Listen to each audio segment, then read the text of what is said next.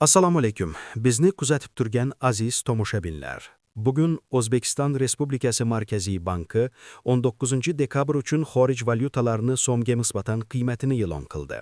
Bunga ko'ra, 1 AQSh dollari avvalgi narxidan 25 so'mga arzonlashib, 11.996 so'mni, 100 dollar esa 1.199.000 so'mni tashkil qiladi.